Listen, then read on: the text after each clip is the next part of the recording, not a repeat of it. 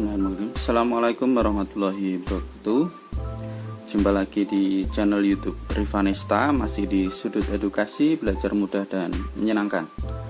Pada kesempatan kali ini masih akan kita bahas dari buku penilaian Bu Pena ya, karangan dari Erlangga ya, masih di tema 9 ya, tema 9 itu tentang kayanya negeriku ya. Jadi untuk pembahasan ini mungkin ada jawaban yang lain ya, bisa juga dimasukkan karena untuk jawaban dari soal-soal ini tidak harus sama persis dengan jawaban yang sudah saya buat. Paling tidak saya sudah membuat referensi ya, sesuai dengan pemikiran dan apa yang sudah saya cari. Semoga jawabannya bisa sesuai ya.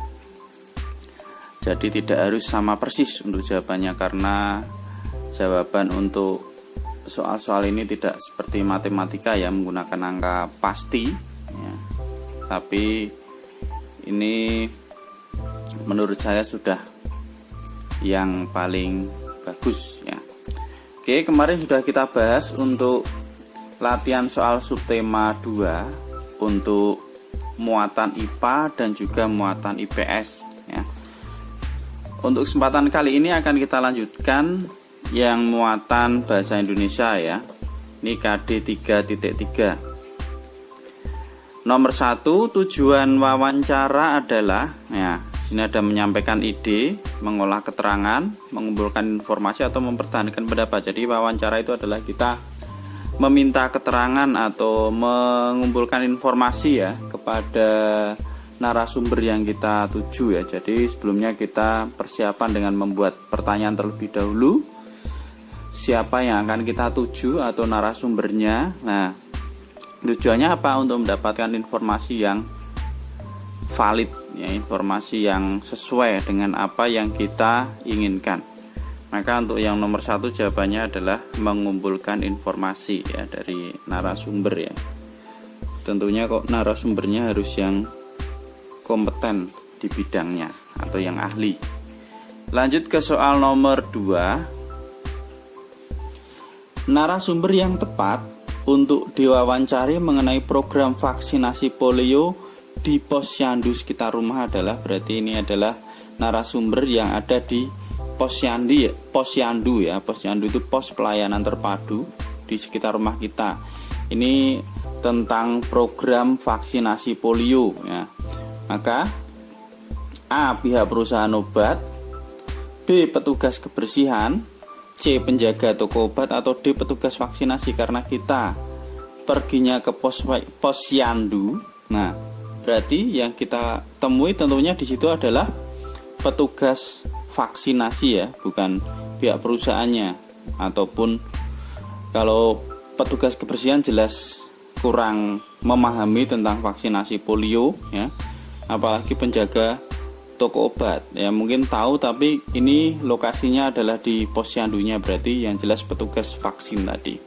Nomor 2 jawabannya yang D. Lanjut nomor 3. Bacalah cuplikan wawancara berikut. Danu, saya ingin mewawancarai Bapak terkait pertanian di desa Sukmajaya, Pak. Kemudian petani menjawab, ya Dek Danu, silahkan. Kemudian Danu, kira-kira apa pertanyaannya? Jika jawabannya adalah sudah dari 2 bulan yang lalu, berarti ini terkait dengan keterangan waktu. Nah, keterangan waktu tentunya kita cari kata yang menggunakan keterangan waktu ya. Kapan biasanya? Coba yang A, berapa total berat? Nah, tidak mungkin kalau berapa jawabannya sudah dari 2 bulan. Yang B, sejak kapan lah, yang ini berarti yang tepat ya. Coba kita yang C, bagaimana? Tidak mungkin. Tanaman apa saja? Nah, karena jawabannya adalah sudah dari 2 bulan yang lalu, berarti jawaban yang tepat adalah yang B, karena ini terkait dengan waktu. Berarti sejak kapan desa Sukmajaya mengalami kekeringan? Jawabannya petani adalah sudah dari 2 bulan yang lalu, maka jawabannya yang B. Kemudian nomor 4. Seorang atau beberapa orang yang memberikan informasi saat wawancara disebut, nah ini disebut dengan narasumber ya. Jadi orang yang ahli di bidangnya sebaiknya sebagai narasumber itu, misalnya terkait dengan pertanian, petani yang kita tanyakan, mungkin terkait dengan peternakan ayam ya, mungkin orang yang ahli di bidangnya di situ ya, disebut narasumber. Saya tuliskan aja. Selanjutnya nomor 5. Wartawan akan mewawancarai seorang polisi hutan. Menurutmu bagaimana pertanyaan wawancara yang sesuai dengan narasumber tersebut? Nah, ini narasumbernya adalah seorang polisi hutan. Kira-kira apa pertanyaan yang sesuai untuk mewawancarai polisi hutan tersebut? Di sini sudah saya tuliskan ya. Pertanyaan yang sesuai untuk mewawancarai polisi hutan ya. Ini diantaranya yang pertama, sudah berapa lama Bapak bertugas sebagai polisi hutan? Nah, ya, yang jelas pertama kita perkenalan dulu ya. Kalau ketemu kemudian kita menanyakan nama mungkin. Nah, ini baru pertanyaan yang kita tanyakan kepada polisi hutan. Yang pertama, sudah berapa lama Bapak bertugas sebagai polisi hutan? Dan yang kedua, menurut Bapak bagaimana kondisi hutan di Indonesia saat ini? Pertanyaan ketiga, apakah pemerintah cepat tanggap terhadap setiap permasalahan yang ada di hutan?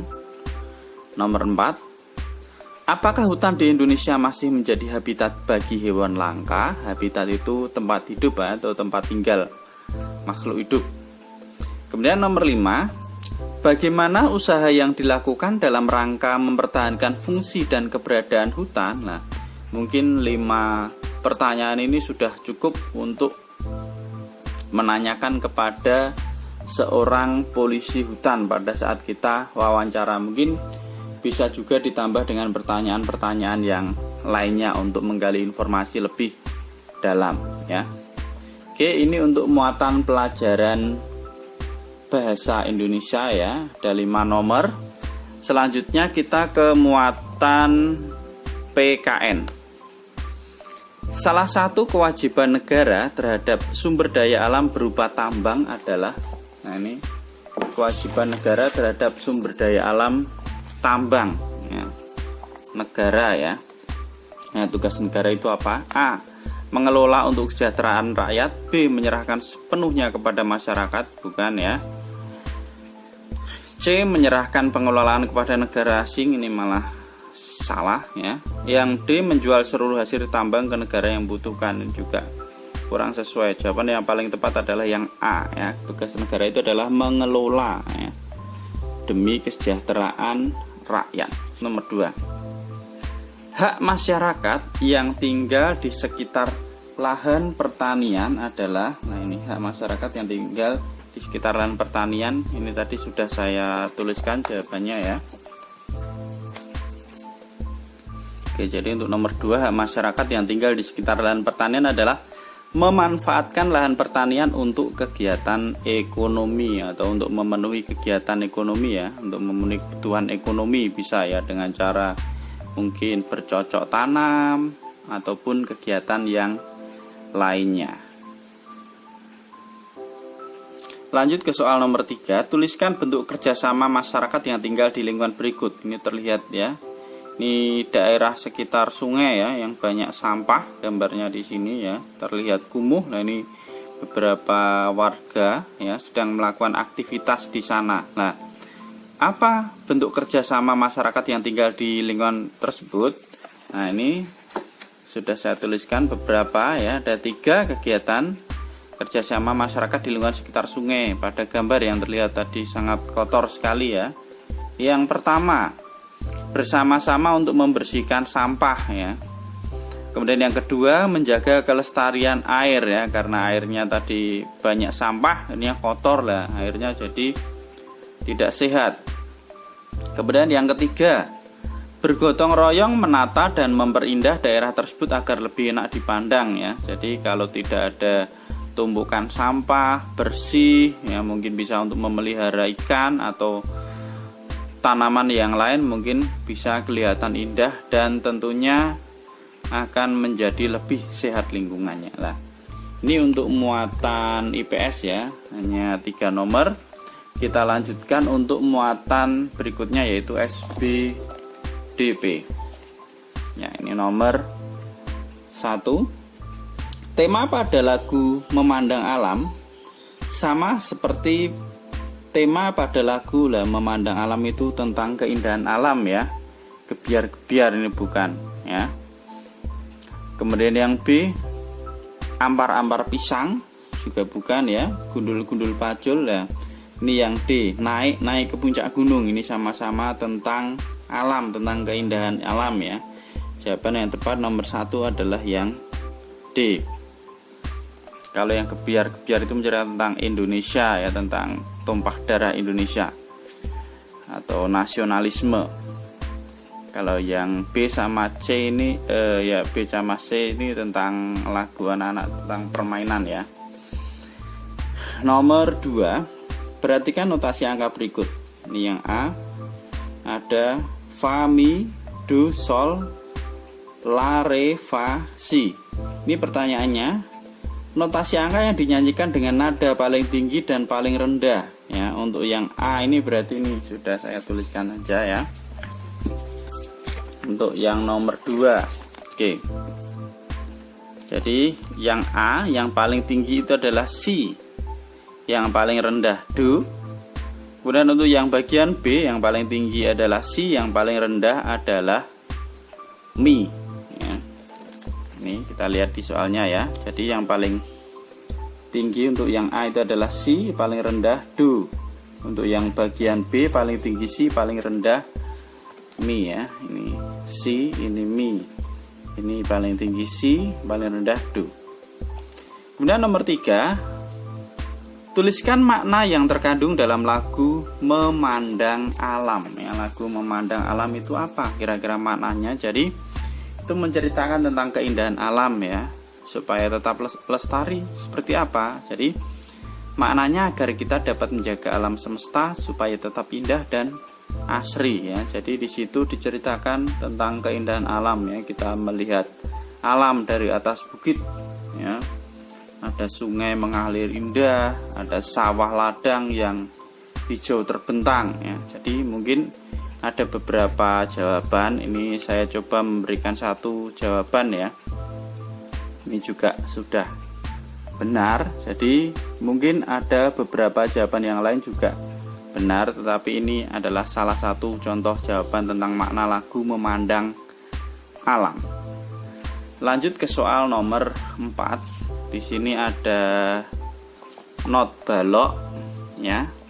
Perhatikan not balok berikut lalu tuliskan notasi angka dari not balok tersebut dan ketukannya ya. Jadi notasi angka dari not balok tersebut dan ketukannya. Oke ya. Perlu kita ingat bahwa not balok ini ya. Jadi not balok itu ini dimulai dari nada do ya. Biasanya nada do itu di garis bantu pertama ya. Ini kalau kita buatkan satu garis bantu itu ada di sini do. Kemudian atasnya adalah re ya. Ini re, kemudian atasnya lagi di garis pertama itu adalah mi, atasnya fa, garis kedua itu sol, kemudian di atasnya lagi atau antara garis kedua dan ketiga itu adalah la, kemudian di garis ketiga itu si, kemudian di atasnya si adalah do. Jadi urutannya seperti itu ya. Nah, oke, maka langsung kita jawab aja. Ini berarti dia di bawah garis pertama itu adalah re ya. Ini sama semua berarti re, re, re. Kemudian ini di garis kedua itu adalah sol ya. Ini sama lagi re. Nah, ini kalau di garis pertama itu adalah mi, ini di tengah-tengah atau di atasnya mi berarti fa. Nah, ini dia di garis ketiga. Garis ketiga itu berarti si. Nah, atasnya si berarti do ya, do tinggi ya, ini berarti ya. Do tinggi lagi. Kemudian ini dia di garis kedua, ini adalah sol. Kemudian ini sol lagi. Kemudian yang ini Di antara garis pertama dan garis kedua itu adalah apa tadi? Kalau garis pertama mi berarti ini fa ya. Ya, ini fa. Ini fa lagi.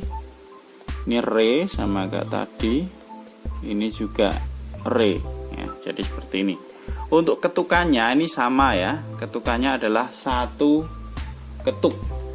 Jawabannya. Jadi untuk ketukannya itu adalah satu ketuk atau satu ketukan ya. Jawabannya seperti ini ya.